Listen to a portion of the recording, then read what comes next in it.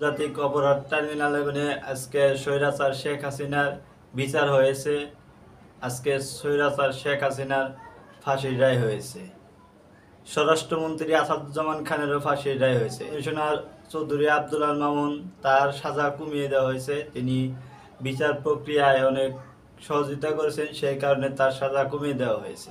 এই স্বৈরাচার শেখ হাসিনা দীর্ঘ 16 বছর কি না করেছে, আজকে এই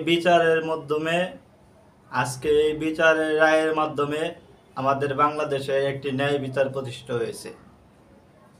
এই স্বৈরাচার শেখ হাসিনা দীর্ঘ 16 বছর 3-4টি গণহত্যা করেছে। পিলখানায় গণহত্যা করেছে, শাপলা চত্বরে গণহত্যা করেছে, মোদী বিরোধী আন্দোলনে গণহত্যা করেছে। তারপরে আয়না ঘরে নিয়ে গিয়ে কত মানুষকে বিচার বহির্ভূতভাবে হত্যা করা হয়েছে। বছরের পর বছর, দিনের পর দিন, রাতের পর রাত নির্যাতন করে, মানসিকভাবে টর্চার করে এই স্বৈরাচার খুনি শেখ হাসিনা মানুষকে হত্যা করেছে। আজকে এই রায়ের মাধ্যমে বাংলাদেশের ন্যায় বিচার প্রতিষ্ঠা হয়েছে। একটা মানুষ কত খারাপ হলে এতগুলা মানুষকে হত্যা করতে পারে? এই জুলাই আগস্টে আপনারা সবাই দেখেছেন, ছাত্র জনতার আন্দোলনে সামান্য একটি দাবি ছিল যে কোটা সংস্কার, যে মেধাবীদের কোটা বাদ দিয়ে মেধাবীদেরকে চাকরি দিতে হবে। সেই মেধাবীদেরকে বুকে এই কোটার বাদ দেওয়ার কথা বলেছে দেখে তাদের বুকে গুলি চালিয়েছে। শুধু কি গুলি চালিয়েছে, তাদেরকে ধরে ধরে ক্রস ফায়ার দেওয়া হয়েছে, হত্যা করা হয়েছে। এই ছাত্র জনতা বুক পেতে দিয়েছিল, বুক পেতে গুলি কর, বুকের ভিতর অনেক জ্বর। এই স্বৈরাচার শেখ হাসিনার মনে তারপরে একটু দয়াময় হয় নাই।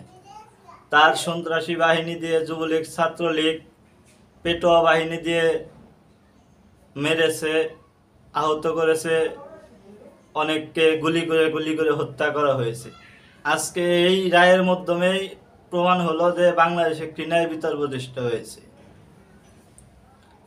আজকে এই রায়টি নির্বাচনের আগে কেন হওয়া দরকার ছিল জানেন? সে কথা কিছুদিন আগে মির্জা ফখরুল তার ঠাকুরগাঁয়ে এক সমাবেশে বলেছেন, আমরা যদি কালে ক্ষমতায় যাই, বিএনপি যদি কালে ক্ষমতায় যায়, তাহলে আওয়ামী লীগের যত মামলা আছে সব মামলা তুলে নেবে।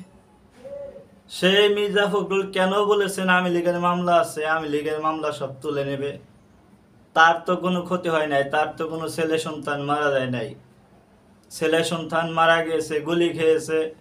এদেশের মানুষের, মুক্তিকামী মানুষের সন্তান মারা গেছে, গুলি খেয়েছে, বুকের ভিতরে গুলি হয়েছে। এই জুলাই আগস্টে যারা যারা আন্দোলন করেছে, যারা যারা আহত হয়েছে, নিহত হয়েছে, এই মির্জা ফখরুলের পরিবারের কেউ কে আহত নিহত হয়েছে। এই মির্জা ফখরুল কিভাবে বলেন যে আওয়ামী লীগের মামলাগুলো আমরা সবাই তুলে নেব? তার মানে কি বুঝতে পারছেন? এই বিএনপি যুগালে ক্ষমতায় আসছে, এই বিচার প্রক্রিয়ায় তারা হস্তক্ষেপ করত। কেন হস্তক্ষেপ করত?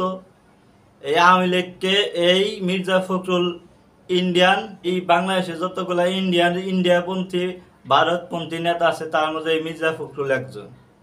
এই মির্জা ফখরুলের দ্বারায় আরো অনেকগুলো নেতা আছে, তাদের নাম নাই বললাম। তিনি কিভাবে বললেন যে আওয়ামী লীগের মামলাগুলো তুলে নেব?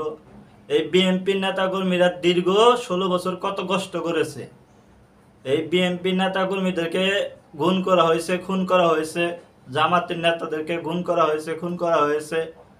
এই মির্জা ফখরুল তিনি একদিন নিজেও বলেছিল, একজন বিএনপি কর্মী এই আওয়ামী লীগের নির্যাতনের কারণে দেশের গ্রামের বাড়িতে সে থাকতে পারে নাই।